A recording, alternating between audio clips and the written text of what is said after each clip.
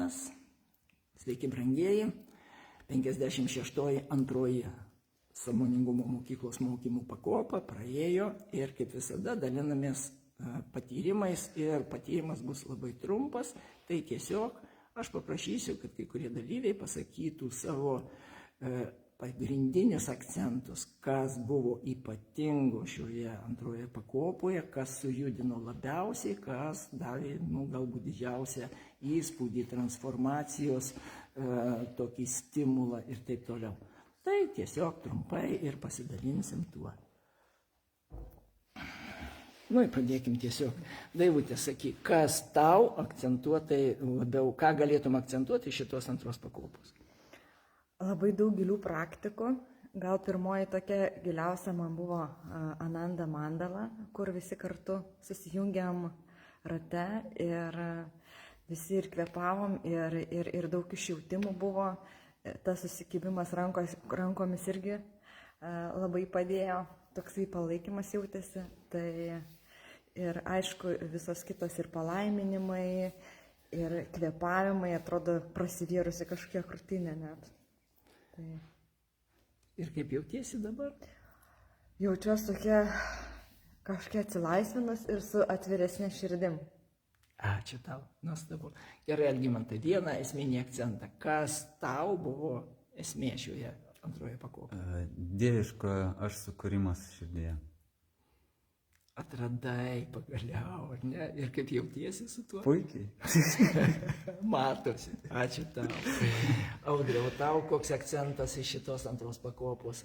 Sąmoningo kvėpavimo praktikos. Taip gerai išsivaliau čakras, tiesiog fantastiškai, toks stiprus valymas buvo, po to sklendžiau kažkur erdvėj, vos sugrįžau, fantastika. Tai kitas iki paiešką turėsim daryti.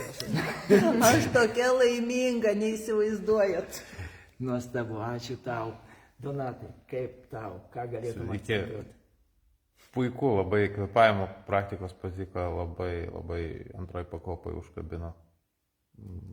Poveikis žiauriai geras. Žiauriai? Labai geras, ar ne? Labai geras. Tai jautiesi kitaip negu kad prieš tai, ar ne? Taip, akivaizdžiai geriau. Nuostabu, ačiū tau.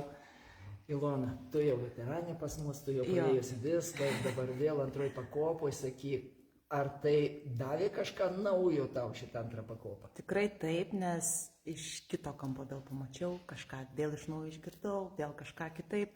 Ir toks kaip pasirinkimas trečiai iš tikrųjų pakopai. Vat, kaip kalbėjo apie trečią, tai iš tikrųjų bus dar geriau.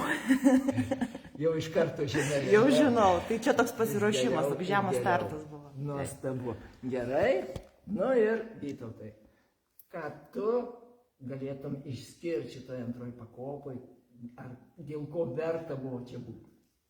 Girdėjau, kad yra tokios čakros, bet nežinojau, kad aš jas pats turiu, tai vat. Sužinojau kažką naujo ir džiaugiuosi tuo ir rekomenduoju Nijolę Godart, atsiprašau. Jo, tai vat, jeigu norit išmokti, sužinoti, kaip kvėpuoti, prašom kreiptis Nijolę Godart, jums padės. Pamokins. Taip kad dėkuoju visiems čia susirinkusiems, dėkuoju Robertui, gražaus likusio vakaro visiems. Ačiū tau, ačiū Vytautai. Na kągi, brangieji. Ačiū tau.